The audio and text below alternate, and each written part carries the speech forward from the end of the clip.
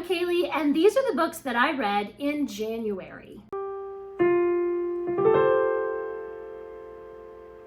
So I had a pretty great reading month in January, starting off the new year with some books that I was really excited about. But before we dive in and I tell you all about the books that I read, I'm gonna reach right back here to our Booktuber Shoutout book, and we're gonna shout out somebody randomly. Today's shout out goes to Petra U. I will leave a link to their channel over in the description, so be sure to click over there and subscribe to them. And if you haven't already, please do subscribe to this channel. Give this video a thumbs up if you had a great reading month in January.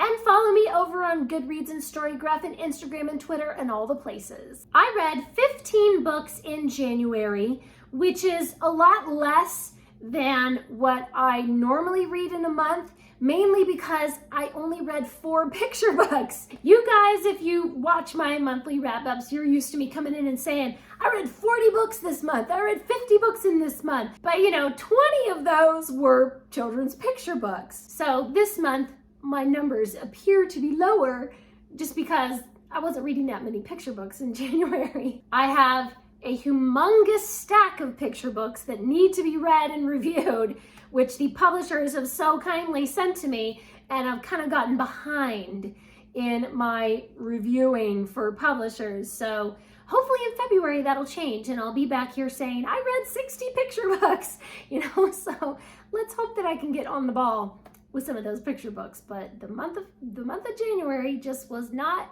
picture book month, I guess. Okay, so 4 of those books were picture books. I read 1 mystery, 1 teen sci-fi, 2 children's books, 3 middle grade, 1 modern classic, 1 nonfiction, and 2 graphic novels. Now, technically, one of the graphic novels I DNF'd, so, there was that. The modern classic that I read was I reread for the 15th or 16th time, The Lord of the Rings by J.R.R. Tolkien. I'll already have other videos planned telling you all about The Lord of the Rings. And I have a separate review video of that is going to be coming soon. So be on the lookout for lots of Lord of the Rings content coming up. And one of my goals for this year is to read a C.S. Lewis or J.R.R. Tolkien related book every month. And this month was If I Had Lunch with C.S. Lewis. I enjoyed that so much, and I've already done another separate review video of that one, so you can go over and hear all about my thoughts about If I Had Lunch with C.S. Lewis. And I will link that up above and down in the description somewhere so that you can click on over and watch that video. The mystery that I read was The Chocolate Chip Cookie Murder. This is the first book in the Hannah Swenson series by Joanne Fluke. So I've been doing a series of different challenges, and one of the challenges was to read a book in a genre that you've never read before, but there is no genre that I've never read before. So I went hunting for a sub-genre, and I found this sub-genre of culinary mysteries. So mysteries that center around some sort of chef or baker or someone who cooks in some way. So Hannah is the owner of the Cookie Jar Bakery. She's a baker, and her brother-in-law is a detective with the police department, and he is looking to get a promotion, so he tries to get her to help him to solve this murder mystery because she hears all the good gossip over at the bakery. So it was a fun mystery. It wasn't amazing or anything, but it was fun, and I gave it 3 stars. The teen sci-fi that I read was the second book in the Roswell High series, The Wild One. When I was a teenager, I was a huge fan of the Roswell TV show, and it wasn't until recently that I actually realized that that TV show is based on a series of books. So I went out and I bought the entire series, and I'm working my way through them. And let me just tell you guys, these are the dorkiest, the dumbest, just not well written, just the stupidest books that ever came out of the 90s, okay? They're really not good. But because I already have an emotional connection to these characters and the nostalgia is just so strong, I've been enjoying them so much. This is about aliens who have crash landed, and they're living as teenagers in Roswell. And there are a few other teenagers that have figured out that they are actually aliens, and they have to run away from the alien hunter sheriff, and it's just as dumb as it sounds. I gave this book 3 stars. I can't help it. I just love it. The rest of the books in this video are all books that I received from a publisher in exchange for a free and honest review. The 2 children's books that I read were both from the Harley James series by Leah Cups. So the first one is Harley James and the Mystery of the Mayan Kings, and then Harley James and the Peril of the Pirate's Curse. Harley travels around the world with her archaeologist dad, and she visits historic sites and has to learn about ancient legends. So in the Mystery of the Mayan Kings, they are in Guatemala, and Harley learns the legend of the 3 ancient Mayan kings, where if their statuettes are ever reunited, their souls will return from the dead to conquer the known world. So Harley and her friends are on a mission to keep these statues of the Mayan kings away from each other. It's a fun story with a lot of mystery and adventure, and I really liked Harley's character. And then in Peril of the Pirate's Curse, they travel to Jamaica, where Harley hears the legend of the Blue Pearl. So the legend goes that if the pearl ever touches dry land, there will be a huge hurricane and an earthquake that will bury the entire island under the sea. I really liked that she has some character development in this one. She learns to follow her gut and trust her emotional awareness of the people around her so that she discovers who can she really trust. I gave both of the Harley James books 3 stars.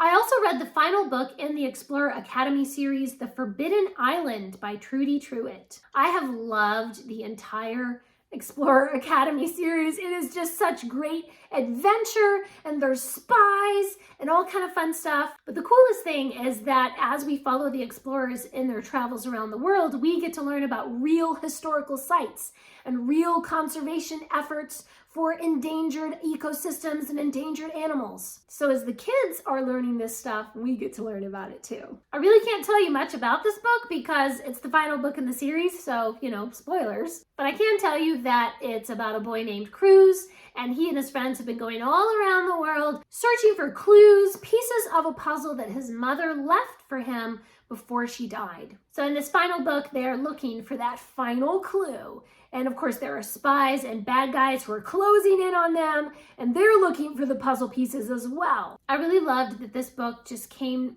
together and brought all the threads of the story together for this really satisfying conclusion. I gave the entire Explorer Academy series 5 stars, and this last book is 5 stars, and it's just so good. And one of the graphic novels that I read was the manga classic of Hamlet. Now this one is the modern English adaptation. They have an edition that's the exact, words of Shakespeare, but then this one has been adapted into modern English. I think this is a really great way to introduce readers to Shakespeare who might be a little bit intimidated by that Elizabethan language. Although the text is modernized, it still captures that same flavor and spirit of Shakespeare's original words. The entire play is intact, and all the beauty of Shakespeare's language is still there. And of course, the beautiful artwork just brings this play to life. Every page is so gorgeous, and the art is just so delicate and attractive. And of course, I love the designs for each character. Hamlet is very serious and brooding. Every character is very expressive, very dramatic. Their clothing, their hair, their eyes, it all just comes together to paint this perfect picture of Shakespearean drama. I've read the original play a couple of times. Hamlet is such a tragic figure, and this book just perfectly captures the tragedy and the emotion of the play. I gave this 4 stars. I also tried to read a Star Wars graphic novel, Star Wars Galaxy's Edge. I ended up DNFing this book because I read other reviews of the book that said that Han Solo and Chewbacca only feature in the first chapter, and then the rest of the story is just some other characters that are introduced, and I didn't really care about those other characters. I really just cared about seeing Han, basically. So I read that first chapter with Han Solo and Chewbacca, and I tried the second chapter, and I was just like, I don't care about this. I got kind of bored and just gave up. I don't super love the art style. Han's face looks kind of weirdly distorted or something. The aliens look cool, but that's because they're supposed to look weird and distorted. But all of the humans looked kind of strange. The story was okay. It was not great, but it was sort of fun. I did not like the constant flashbacks. That just messed with the pacing of the story and it just didn't flow. And I just didn't care about any other characters other than Han and Chewie. I just lost interest when there were any other characters around. And a good story should make you care about the characters. It should bring an emotional element into the plot where you relate to those characters, but this one just didn't. And the heist plot just wasn't particularly exciting either. I mean, maybe it got better later in the book, but I just didn't care. So, sorry. I gave it 2 stars. Meh. One of the middle grade books that I read was the Philosophy Resistance Squad. Milo begins the year at his new school, and he's very excited to have been accepted into the most elite, prestigious school in the world. But then they meet the headmaster, Dr. Pummelcrush, and they begin to realize that Dr. Pummelcrush is pretty much brainwashing the students. The older students who have been there for a while act like mindless zombies. Milo discovers a beautiful garden that is hidden away on the school grounds, and there he meets the old philosophy teacher who is no longer allowed to teach philosophy because Dr. Pummelcrush banned the class because it made students think for themselves. Milo and his friends start to learn everything that they can about philosophy, hoping that a questioning, open mindset will help them to resist the brainwashing. This was a really fun story. I liked the crazy school setting and the robot technology that is spying on the students. Milo is definitely an interesting character. He's very energetic and eager to learn. He has a creative spirit that will not be squashed by boring classes. But the plot is pretty straightforward. There's no twists or turns. There's no big surprises. I wasn't sure why the plot just kind of dragged out for so long. Milo had several opportunities to act, and it was like, okay, this is the point where now they're gonna do something, and they don't. So the pacing is a little weird. There were just a lot of points in the story where I was like, okay, this is where the story is going to take off, and now there's going to be some kind of action, right?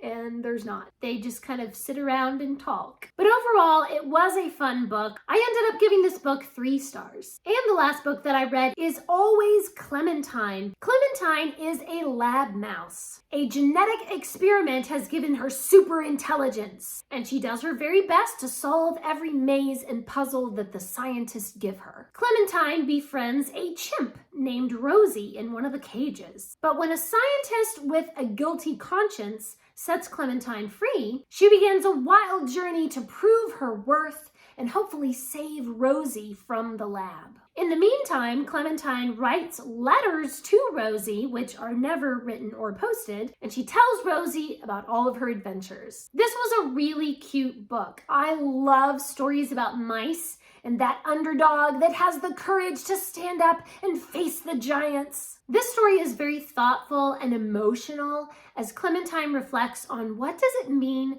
to be free. With every person or animal that she meets, she thinks very deeply about the meaning of connection and friendship between species. As those around her begin to realize how intelligent she is, she doesn't let her intelligence define her. It's her big heart and her courage that make her the person that she is. I really liked Clementine and the other animal characters, the mice especially, but I also loved the human characters in the story. They all have such varied personalities, they have their own backstories and their own internal struggles, and Clementine inspires each of them with her quiet courage, and she makes their lives better. The epistolary writing style is kind of weird. I mean, it's a mouse writing to a chimpanzee. I kind of don't know what to do with that. The narration is all from Clementine's perspective, which I liked. However, the verb tense keeps changing from past tense to present tense in different letters. And I just kind of found that oddly jarring. Overall, I did enjoy this book. It was a lot of fun, and I gave it 3 stars. And those are the books that I read in January. Please leave me a comment down below and let me know what was your favorite book that you've read recently. Thanks for watching. Please subscribe and remember, the right book in the right hands at the right time can change the world.